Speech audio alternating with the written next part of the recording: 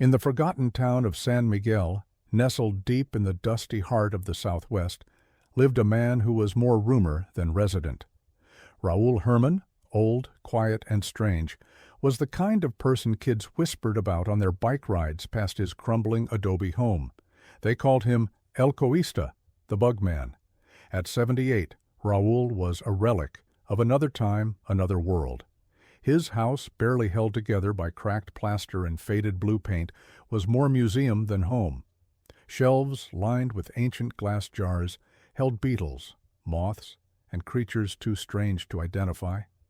Rusted tools hung from walls, and photographs curled in frames like they were trying to escape the past.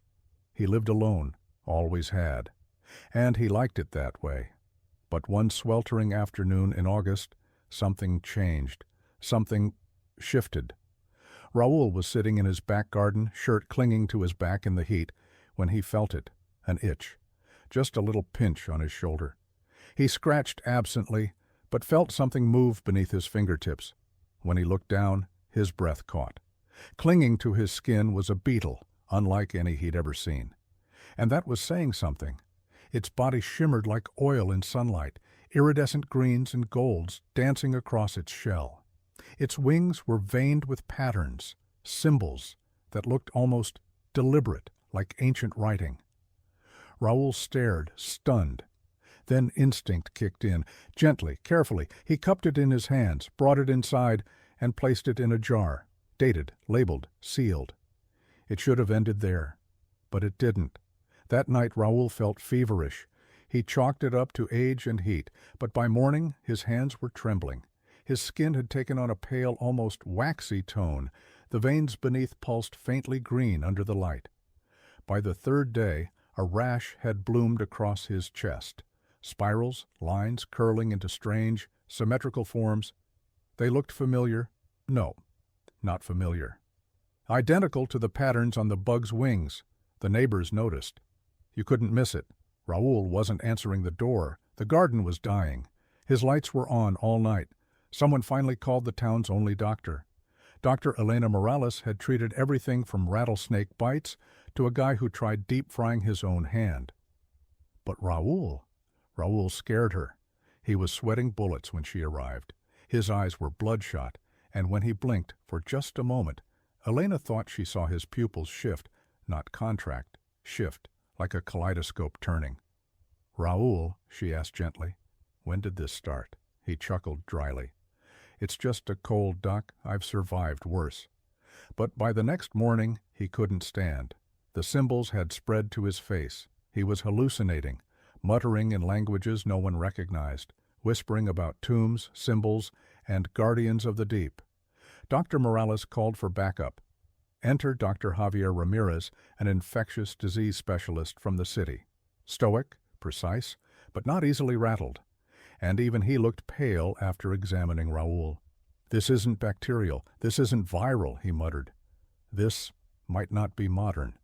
They took blood, skin, even nail clippings. Everything went off to labs. The results came back fast, and they were terrifying. Inside Raul's body was a microorganism never seen in any modern database. It was ancient. Its genome bore markers consistent with pathogens found only in preserved mummies and pre-Columbian burial grounds. In short, Raul had been infected by something buried for centuries. "This insect," Ramirez said, holding up the jar with the shimmering bug still twitching inside, "isn't just a new species. It's a carrier. A vessel." Dr. Morales swallowed hard. "A vessel for what?" Ramirez hesitated. "For the dead." The government moved fast. Raul's house was sealed. The town was partially quarantined. Every inch of Raul's property was combed over. And then, just as the team was about to give up, Raul spoke, or rather confessed. Through cracked lips, in a voice like dried leaves, Raul revealed something he hadn't told another soul in over 50 years. "I wasn't always a bug collector," he rasped. "When I was young, I was a thief. We were in the Andes, part of an excavation. Found a tomb, sealed tight, untouched for maybe 1,000 years. Riches everywhere, jewels, gold, and a mummy wrapped in red silk with an amulet on its chest. I took it, just a little thing, A trinket, I thought. I slipped it in my coat and never said a word. But I think something followed me home.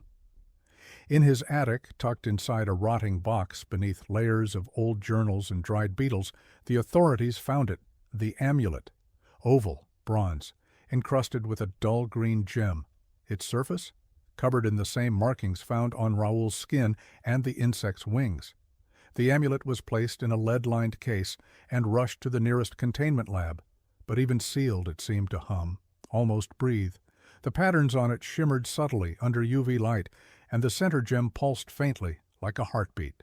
Scientists, archaeologists, even cryptographers were brought in, but no one could decipher the inscriptions. And Raul? He was slipping further away. By then, he was barely human. His skin had hardened into a thin chitinous layer. His eyes, once a dull brown, had become black and glossy, like a fly's. When he spoke, it came in bursts of clicking, unintelligible to most, but a linguist, an expert in ancient Mesoamerican dialects, caught something. 2 words, La Puerta, the door. The patterns on Raul's skin, the markings on the amulet, they're not just decorative, they're coordinates, instructions, a lock. And this man, this infected vessel, he's the key. In a last-ditch effort, the team retraced Raul's original theft, digging into old expedition logs, maps, journals. They pinpointed the location, a narrow cave system in the mountains of Peru, right at the edge of what was once an Incan necropolis. A recon team was assembled. Ramirez insisted on going, and despite protests, so did Raul. He wasn't carried. He walked. The transformation had granted him unnatural strength, endurance, and something worse, purpose. After days of climbing and clearing brush, they reached it.